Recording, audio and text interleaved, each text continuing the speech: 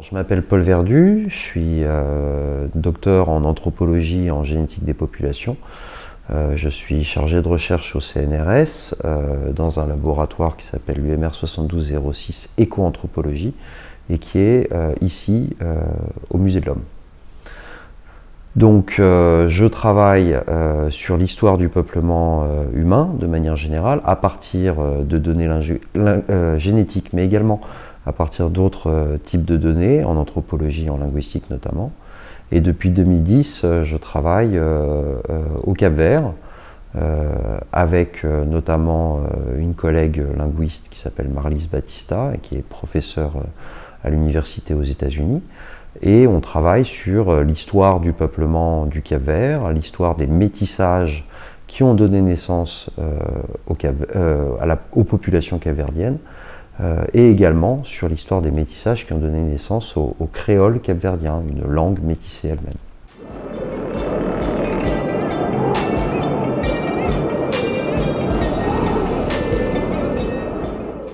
Alors, pourquoi est-ce qu'on peut se servir de la génétique pour reconstruire l'histoire des populations? Pourquoi est-ce qu'on fait ça en génétique des populations? Eh bien, la génétique, donc notre ADN, on l'hérite de nos parents, qui eux-mêmes l'ont hérité de leurs parents, qui eux-mêmes l'ont hérité de leurs parents, et ainsi de suite. Donc, en regardant l'ADN des individus aujourd'hui, je peux reconstruire, avec les méthodes de la génétique des populations, l'histoire, en gros, de qui a fait des bébés avec qui. Et donc, ça me donne une histoire d'une population, c'est-à-dire l'histoire de la génétique des populations, en étudiant les mutations, en comparant les gens les uns aux autres, en comparant les ADN que je vais trouver au Cap-Vert par rapport à d'autres ADN qu'on a collectés en Europe ou en Afrique. Je vais pouvoir essayer de reconstruire l'histoire de ces métissages génétiques avec les gens dans le passé, uniquement à partir de ce que j'ai aujourd'hui. Donc c'est une espèce de machine à voyager dans le temps, à partir des principes de la transmission de l'ADN d'une génération à l'autre. Bon, il se trouve que moi je fais partie des chercheurs en génétique des populations qui réalisons toutes les étapes d'une étude de génétique des populations. Donc d'abord, pour travailler sur l'ADN, il faut avoir de l'ADN, donc il faut collecter cet ADN.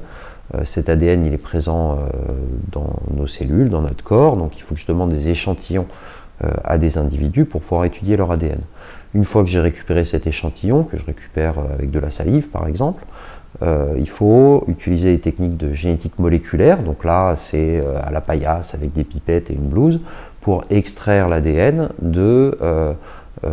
des cellules et pour pouvoir le séquencer. Donc ça, c'est des techniques de chimie moléculaire, de génétique moléculaire, de biologie moléculaire. Donc ça aussi, je le réalise. Une fois qu'on a récupéré cette séquence d'ADN, qui est comme une espèce de grand livre avec seulement 4 lettres, A, T, G et C, donc c'est un grand livre qui est difficile à décrypter, mais une fois qu'on a récupéré ces séquences-là, eh bien, il faut les analyser pour pouvoir les comparer.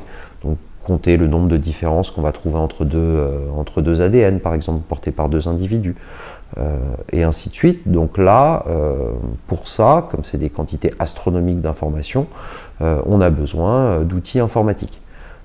Donc voilà, je réalise aussi, je construis aussi mes outils informatiques, mes logiciels, qui me permettent de réaliser l'ensemble des calculs qui me permettent d'analyser ces différences d'ADN entre les individus et d'imaginer les histoires qui ont pu se passer pour donner naissance aux ADN qu'on observe aujourd'hui. Donc je fais aussi ça, et il se trouve que je fais aussi les maths sous-jacents, c'est-à-dire pour faire un calcul, il faut avoir une équation à calculer, il faut avoir une façon de calculer, et ça, c'est aussi un processus créatif de la recherche en génétique des populations. On imagine des équations de façon à pouvoir calculer différentes choses sur l'ADN, différents types de différences entre les individus pour reconstruire différentes histoires. Donc je fais vraiment toutes ces étapes-là, de poser les questions, aller chercher les échantillons, extraire l'ADN, étudier cet ADN de manière informatique et construire les modèles théoriques, mathématisés, pour imaginer des histoires passées, de façon à les tester formellement pour savoir laquelle de ces histoires explique le mieux ce qu'on observe aujourd'hui.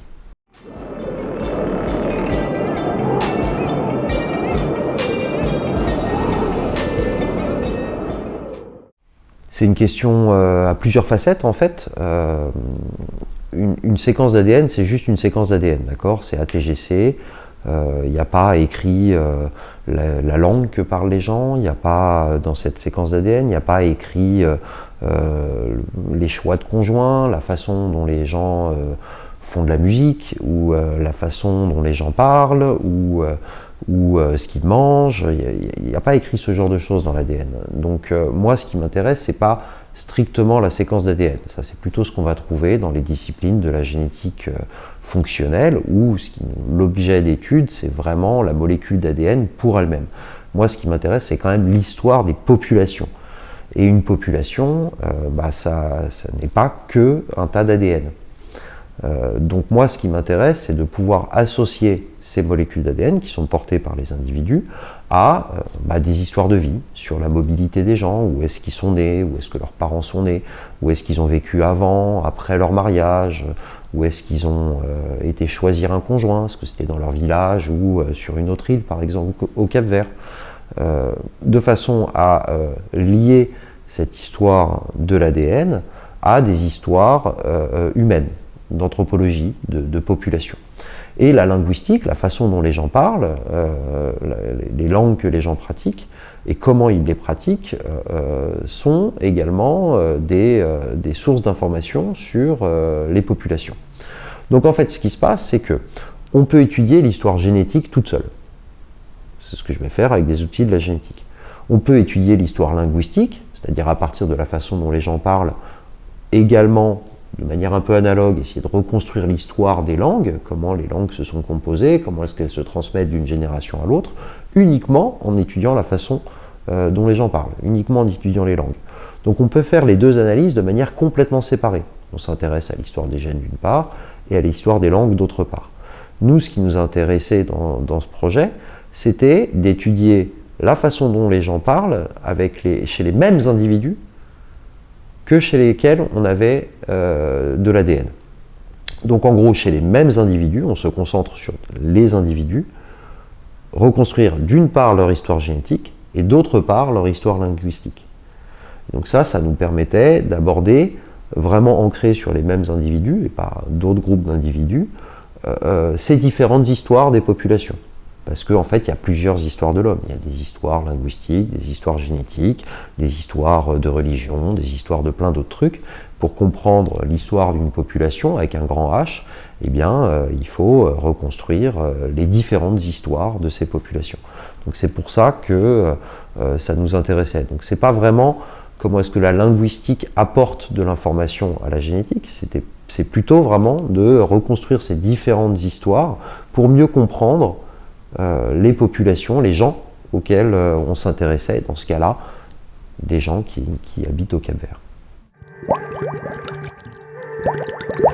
Les disciplines de la linguistique, ça fait très longtemps qu'elles existent, elles travaillent de leur côté, d'ailleurs ça apporte beaucoup d'informations.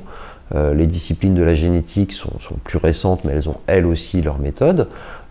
L'idée pour les réunir, c'est justement de travailler à l'échelle des individus qui les portent. C'est-à-dire que je travaille, de ne pas travailler à l'échelle d'un dictionnaire, par exemple.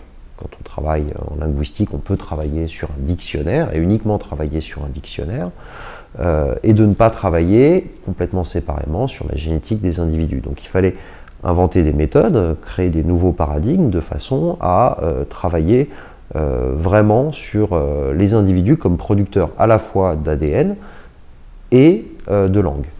Et donc pour ça, on a développé avec Marlise et avec un étudiant en thèse que j'ai co-encadré, qui s'appelait Valentin Touzeau, on a co-construit un nouveau paradigme, qu'on a appelé un paradigme de linguistique des populations, où en fait on ne s'est pas intéressé au dictionnaire, on ne s'est pas intéressé à la langue, personne ne parle le dictionnaire, d'accord? On pioche tous dans le dictionnaire même sans le savoir, mais personne ne parle le dictionnaire. Donc là, au lieu de s'intéresser à la langue avec un grand L, on s'est intéressé à la façon dont les gens parlent. Donc on a demandé aux gens de produire un discours, peut-être un peu débile, un truc hors contexte en fait. On leur a montré un film muet, et puis on leur a demandé de raconter l'histoire. Et on a tout enregistré et tout retranscrit pour avoir une façon dont les gens parlaient au moment de l'interview dans ce contexte-là. Donc ça, on l'a emprunté à un certain type d'études linguistiques en langage naturel, où c'est pas du tout fait pour ça, mais voilà. Donc ça nous permettait d'avoir un discours qui était produit par les gens, qui racontaient pas d'ailleurs le film, hein, il y a des gens qui racontent d'autres choses, mais ça c'est pas grave. Et là-dessus, on a décidé d'étudier, un peu de manière analogue à la génétique, la diversité des façons de raconter des trucs. Donc on a compté les mots par exemple, et on a regardé quel point est-ce que la fréquence des mots que les gens utilisent était différente d'une personne à l'autre, entre les îles, entre les lieux de naissance, etc. Et on s'est aperçu que c'était pas du tout au hasard, et qu'il y avait effectivement une structuration des façons de parler des gens au Cap-Vert, en tout cas pour cette langue-là, en fonction notamment des lieux de naissance et des lieux de naissance de leurs parents. Pas du tout des lieux de résidence, pas du tout de leur nombre d'années d'études, etc., mais qu'il y avait une construction de la façon de parler créole de la part des gens qui était très ancrée dans l'histoire des mobilités familiales et des lieux de naissance des individus. Donc voilà, donc à partir de là, on a commencé à reconstruire ces histoires de façons de parler différentes, mais encore une fois, chez les mêmes gens qui produisent de l'ADN. Et donc, à partir de là, l'histoire de l'ADN, on ne la décide pas. Hein, c'est quelque chose qu'on hérite de ses parents, et c'est pas nous qui décidons du spermatozoïde et de l'ovule qui vont se féconder pour donner naissance à un individu. Et donc on reconstruit également cette histoire de la génétique, encore une fois chez les mêmes gens, et puis on compare les deux. On compare les deux histoires, mais ancrées chez les mêmes gens. Et là, on a eu des surprises de plein de choses. Mais c'est comme ça qu'on construit un nouvel objet pour essayer de reconstruire des histoires en parallèle, mais qui parlent des mêmes personnes.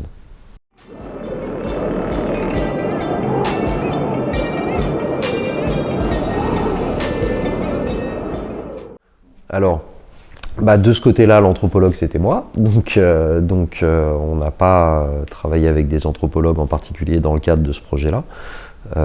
Puisque j'étais le représentant des anthropologues de ce point de vue-là. Donc, je ne suis pas un anthropologue très original, donc j'utilise des méthodes classiques d'ethnographie, d'enquête semi-dirigée, d'enquête de questionnaire. Donc, on pose des questions aux gens. La différence, c'est que moi, je travaille de manière assez quantitative, c'est-à-dire que je travaille vraiment sur les gens. Sur les gens comme étant des représentants, et toute personne est un bon représentant du groupe pour moi. Donc je n'ai pas cherché des informateurs qui connaissaient particulièrement leur culture ou qui représentaient des communautés. Non, j'ai vraiment pris des gens qui voulaient bien participer, et toutes les histoires m'intéressaient. Donc à partir de là, j'ai juste employé exactement les mêmes questionnaires, le même déroulé de mes questionnaires,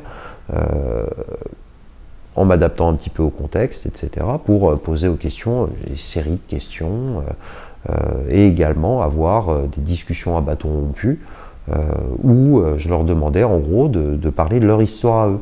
Leur histoire de qui est-ce qu'ils choisissent comme conjoint, est-ce qu'ils avaient des recommandations de mariage de la part de leurs parents, est-ce qu'il fallait se marier plutôt dans le village, plutôt en dehors du village, plutôt aller chercher dans une autre île, quel était leur rapport également par rapport aux diasporas, puisqu'il y a plus de Cap-Verdiens qui vivent en dehors du Cap-Vert que de Cap-Verdiens qui vivent au Cap-Vert, et ce depuis longtemps, c'est l'histoire de ces îles.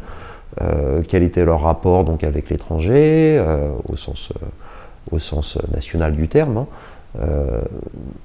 Est-ce qu'ils avaient des expériences à l'étranger, s'ils allaient visiter les autres îles, à quelle fréquence, pour quelles raisons, est-ce que c'était pour se balader ou pour d'autres choses. Donc il y avoir également des discussions à la fois en termes de questionnaires comme ça, avec ces séries de questions, mais aussi avoir des discours des gens voilà, autour d'un café, au bout d'un moment, une fois que la relation de confiance s'est un peu construite, les gens aiment bien parler d'eux. Et donc, ils m'ont parlé d'eux, donc ça me permet d'avoir des informations sur à la fois cette dualité qu'on trouve beaucoup au Cap-Vert, qui a été renseignée par d'autres anthropologues par le passé d'ailleurs, sur un régionalisme extrêmement puissant, un ancrage territorial très très fort, carrément sur des lieux de naissance, des villages de naissance même, par rapport à également une population qui dans son ensemble bouge beaucoup. Elle bouge beaucoup, les gens bougent beaucoup au sein du Cap-Vert pour aller visiter de la famille, pour des célébrations religieuses, même pour le sport. On fait partie d'une équipe de foot, et on va sur les autres îles du Cap-Vert, donc service militaire, enfin des choses comme ça qui naissent que j'ai appris issues de ces discussions. Et donc cette dualité entre des populations qui bougent beaucoup, mais qui ont aussi un ancrage culturel et familial extrêmement puissant à des échelles très très locales au sein du Cap-Vert. Et quand on est né à cet endroit-là, on n'est pas né au village d'à côté, et encore moins dans une île à côté, même si on passe sa vie et on travaille toute sa vie dans l'île d'à côté. Pour moi, personnellement, l'histoire avec un grand H, c'est ce qui s'est passé. Et ça, on n'y a pas accès. On n'y a jamais accès. On n'a accès qu'à certaines facettes de cette histoire qui va se révéler, que ce soit dans des documents pour des approches disciplinaires historiques classiques, que ce soit pour des récits, la façon dont les gens perçoivent une histoire, leur histoire et la grande histoire. On n'a accès qu'à beaucoup de facettes de cette histoire. Et même si j'avais une machine à voyager dans le temps et je pouvais moi-même vivre l'histoire, mes yeux ne seraient que mes oreilles, moi en tant qu'individu, la façon dont je me positionne dans cette histoire ne représenterait également qu'une seule facette incarnée de cette histoire. Donc, la grande histoire qui a eu lieu, qu'on peut imaginer si on était un être omniscient, omnipotent, etc., en fait, on n'y a pas accès. Donc on n'a accès qu'à éventuellement certaines facettes. Et la génétique en est une. L'histoire de la génétique, c'est une histoire de l'évolution humaine, y compris très récente, dans l'histoire du Cap-Vert. On n'a accès qu'à une partie de cette histoire et pas à toutes les parties de l'histoire. Donc mon objectif à moi, il est dès le départ en fait de ne pas avoir l'ambition de reconstruire l'histoire avec un grand H, même si c'est ce après quoi je cours, comme toute personne qui travaille sur l'histoire. Il faut aussi être non pas humble, mais conscient des limites paradigmatiques et scientifiques de cette capacité à reconstruire l'histoire avec un grand H. Donc en fait, c'est plutôt par pragmatisme que je me dis, je vais regarder différentes facettes de cette histoire, les facettes linguistiques, les facettes des traits d'histoire de vie sur la mobilité des gens, telle qu'elle peut m'être donnée par leur discours au travers de mes enquêtes en anthropologie, et l'histoire génétique de qui a fait des bébés avec qui, en fait. Donc c'est ces trois différentes histoires sur lesquelles je travaille, dans leur simplicité, de façon à pouvoir avoir voilà, un certain nombre de ces idées-là. Et puis après, par ailleurs, je vais aussi me nourrir du travail des historiens qui travaillent sur un certain nombre de documents, l'histoire écrite en tout cas, que ce soit au travers des récits des gens, de leur correspondance ou des documents administratifs et légaux qui ont émaillé la vie du Cap-Vert. Donc là, moi je ne fais pas ce travail-là, mais les historiens travaillent, ils écrivent des bouquins, et donc je lis les bouquins des historiens, éventuellement je les contacte si j'ai des doutes, pour ajouter aux facettes que j'étudie moi directement, d'autres facettes sur des outils, des disciplines, des méthodes que je ne maîtrise pas.